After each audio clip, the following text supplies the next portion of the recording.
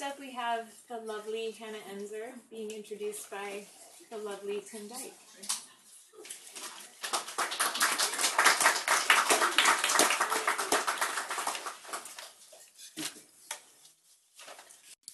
Have you guys seen Hannah's movie? It's called Hannah. Weirdly enough, I saw it before I met the actual Hannah, and I'm glad I did. The movie Hannah provided information on her background.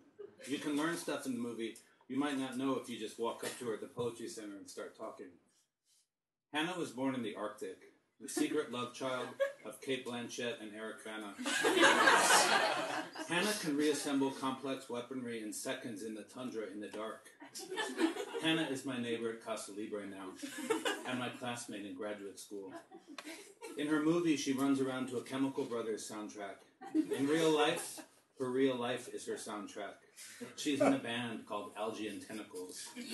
After Hannah escapes federal prison by death-hugging an incompetent secret agent, Hannah moves to Tucson to study poetry with Jane Miller. In Hannah's movie, her life is made analogous to fairy tales. There's a scene, for instance, in a kind of demented Hans Christian Andersen-y theme park.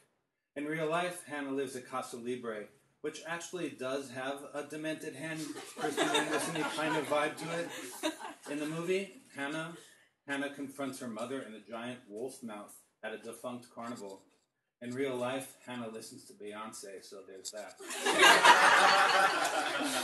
Hannah fed me dinner tonight. She made me tortilla soup. It was her WIP night, and yet she fed me. On the night of my WIP reading last September, Hannah gave me ginger ale and whiskey. Hannah is generous. I often forget that she kills elk with her hands.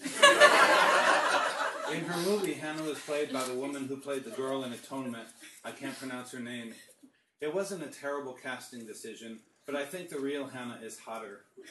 Now, allow me to say something right here. I am fully aware how creepy it is when some old guy in a WIP introduction talks about the hotness of young classmates. When I've witnessed this sketchy phenomenon in the past, I've been one of the first to call it out as problematic. That said, I do feel that in any summation of Hannah's general awesomeness, it's not out of bounds to say that she is badass beautiful, mentally, physically, and spiritually.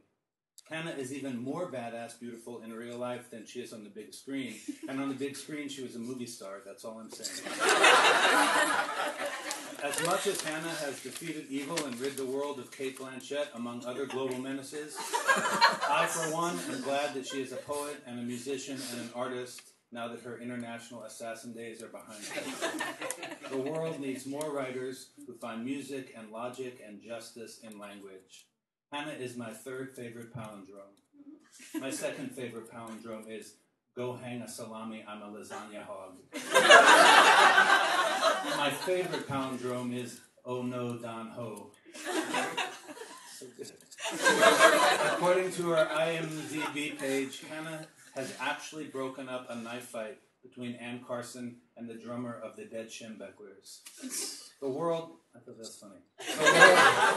The world needs more Hannah, her words and her presence.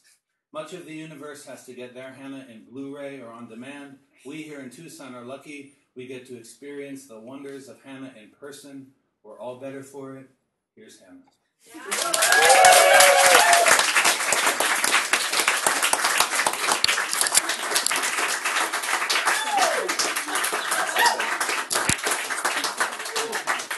I feel like I shouldn't even read now. Are there people out there?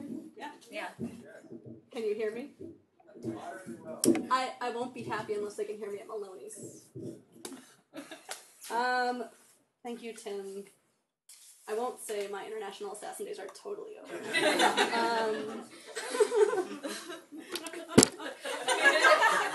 Okay. I really love WIP. It's like my favorite thing. Other than Casa Libre, those are my two favorite things, so I'm just like blissed out. I want to start with two things that I call spectaculars. Not to brag, but I invented a form. And it's called the Spectacular. And I am really excited about them, and I want to make this like an open call. Anyone who wants to write a spectacular, I think you should, and you should send it to me. And I'm compiling them. I think we have like 10 to 13 of them already. I'm aiming for 20-some, because a TV series or a TV season is about 24 episodes or so. What a spectacular is a prose poem about a spectacle. It always has a second-person address in it to some kind of loved one, but it's like a really quick thing, and then it's gone. Then you're just talking about the spectacle. So it can be TV, it can be a movie, it can be whatever, sports event. Both of these are about TV. So I'm going to read the very first ever spectacular, and I'm going to read my most recent spectacular. Spectacular 1. When I think back on our relationship, I always think about the time we watched that episode of America's Next Top Model, where Tyra makes Nicole and Jayla think they've been eliminated, but then she yells, "Because we're all going to London!" And there's confetti everywhere, and Nicole makes a face like she's been violated, like someone violated her, and suddenly there's a Union Jack in the shot, and Tyra wraps it around her hips and struts around like that, and Nicole cries and cries. Spectacular 6. Sometimes an episode of Friends comes on, and I feel like I got in a time machine. The boys' apartment is filled with fruit baskets because Joey is so good at sex.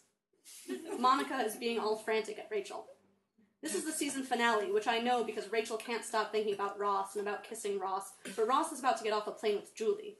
He is dating Julie, which we can tell by the way that they hold hands and kiss in the breezeway. We're not to that scene yet, but I remember it from the last several times I watched this episode, plus the episode that happens after it when they play that part of this episode again. That's not exactly dramatic irony, my knowing. I want to tell you what will happen.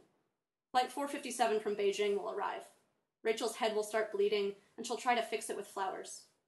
Everyone will be watching, and Ross will yell, "Rachel!" And then she will be more awkward than she's ever been and ever will be again, including that time in the 7th season when she gets really mad at Winona Ryder for claiming to have forgotten the time when the two of them made out in college. So again, send me spectaculars. This is a poem called Something Not Nothing. A lie holds us hostage in ourselves. A hostage holds a knife, but doesn't tell anyone because it will come in handy. A knife is an alibi. I was that for a moment, calm, in a place. Breathing is a hinge and will come in handy. Breathing and being present are 2 elements of everything. History holds us to nothing in particular if we don't want it to. The word remember is a cultural icon. We do what we want. You are my hostage. You have a knife. A knife is a thing with feathers. A bird is falling out of the sky. The sky is a bird. I am a ship. The kitchen is on fire. My heart is on fire. My swimming pool is on fire and full of water. My kitchen is full of water and not on fire. History is full of mistakes. 2 mistakes diverge in a wood. A floating head in a swimming pool is unexpected. Surprise is terror. Surprise is terror. Terror is jubilation. All emotions are one emotion. How are you? All emotion is one emotion. Monotony is excitement. Lighting the stove in the kitchen full of water is impossibility. Impossibility is an emotion, is terror, is glee. If your kitchen is on fire, fill it with water. If your heart is aflame, you have a problem. A problem is a bird that cannot fly, for example, a penguin, for example, a chicken. A chicken is a bird we eat. Another bird we eat is hope. Chickens and hope in a kitchen full of water, aflame on the stove. A stove is a city is Boston, Boston is a state is another large metropolis. Aren't we all metropolises? No. I am a stove full of water. I am a ship.